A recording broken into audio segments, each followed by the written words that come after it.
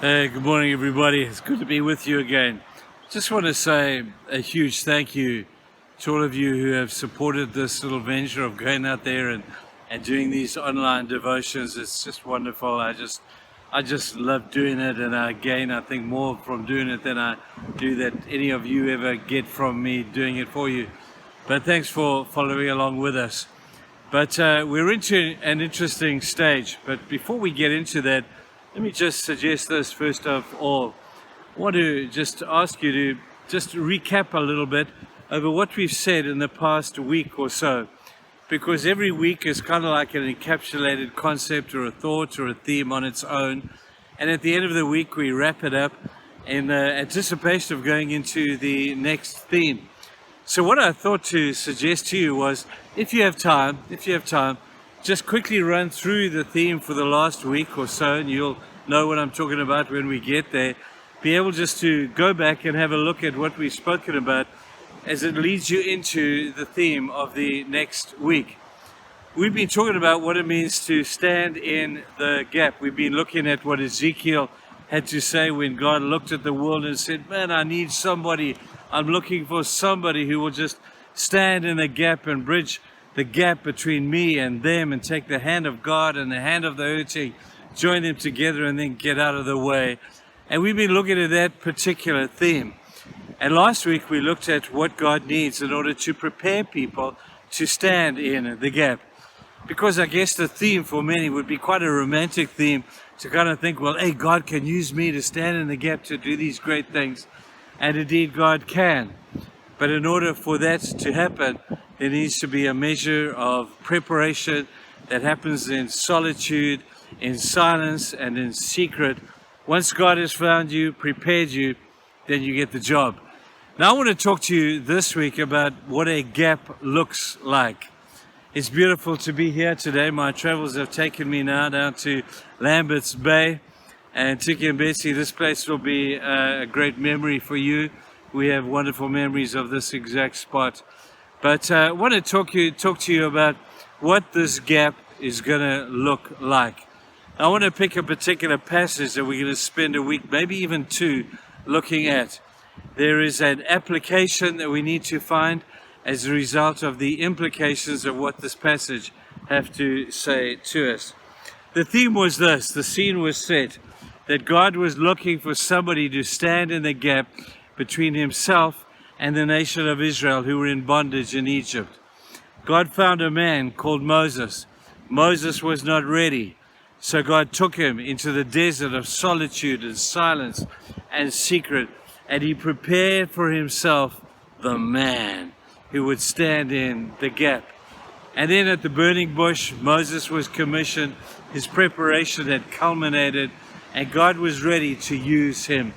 And then God came to Moses and he said, Moses, this is the gap that I want you to fill. Here's what it looks like.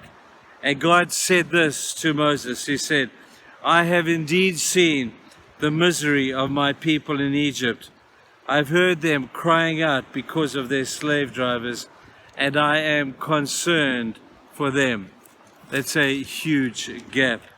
And then God goes on to say to Moses, he says to him, I'm concerned about their suffering, so I have come down to rescue them from the hand of the Egyptians and to bring them to that land, into a good and spacious land, a land flowing with milk and honey, the home of the Canaanites, and he describes all the people that are there. And then he says in verse 12, but I will be with you, and this will be a sign to you that I have sent you. When you have brought the people out of Egypt, you will worship God on this mountain. Now, I think that God painted a great picture of what that gap would look like for Moses. He saw on the one hand the plight of the children of Israel. He saw what he wanted them to be. And then he says a number of things. And I want to take us through these I am things, or I saw things, or I heard things over the course of the next week. Now, there is a definite application for ourselves here, and I want to look at that on the one day, and then the following day I want to look at the implications that will follow if we get the first thing right. I hope you're able to follow this thing. First of all, God says to them, I have seen, verse 7, I have seen the plight of the people of Israel. See, God's not blind. God sees stuff. Don't think that there's anything that you can do that God does not see. He is everywhere at all the time. There is nothing that does not get to his attention. He sees everything. Now that can mean a challenging thing for some people, because there's some people who don't want God to see what they're doing.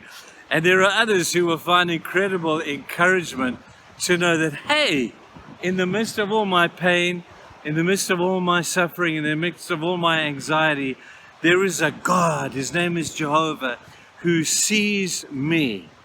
Now we know that in Genesis chapter 8, there's a great story that fills this theme completely. It's the story of Hagar. And Hagar has been rejected by her boss, told her to run into the wilderness, left her there for their child with nothing. And Hagar is about to die. She says, nobody sees me here. Nobody cares about me. Even if they did see me, they wouldn't care. I'm just a handmaiden of Abraham. I've been used to produce a child. And here I sit, abandoned and alone. Nobody sees me.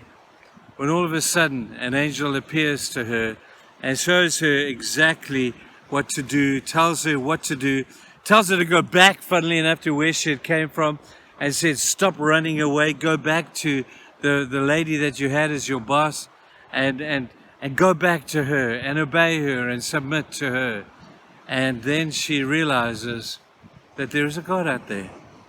There's a God who sees her, a God who saw her at the point of her greatest need, when she was abandoned, probably about to die.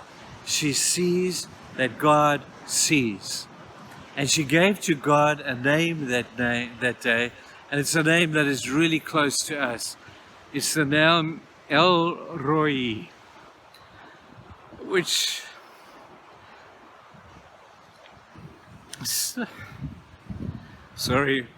simply means the God who sees. She gave God that name that day. I guess there are many of you saying, yes, I wonder if God sees me. Does he really see me? Or is that just some kind of mythical story that God is everywhere and he sees everything? How applicable is that to me in my life? People, listen carefully. No matter what you're going through, no matter what challenges you face, no matter what your feelings say, because your feelings are fickle, people, and they can lead you into a place you don't want to go, there is a God who sees you. You know the joy that comes to your heart of knowing that there is a God that sees? I just think of the incredible beauty of being seen. I just remember at sports day being seen by my parents in the stand, you know, and they were watching me, and they were there. I didn't care about anybody else. I just wanted them to be there. And then when you become a teenager and playing the rugby game or the cricket game, and you look up into the stands, you're not so impressed with your parents being there. You're looking for that girl that you want to impress. And when you see her and you catch her eye, and you know that you are being seen by your then significant other, the joy that that brings to you. So I want to say to you today, there is no greater significant other than God himself. And I want to tell you, people, he sees you. He sees you exactly where you are. He knows exactly how you got there, and he knows exactly what you need to do. He is the God who sees. That's incredible. That's awesome. And I hope you understand this truth. Sorry for my emotions, but it's critical you see this. I hope you see it today.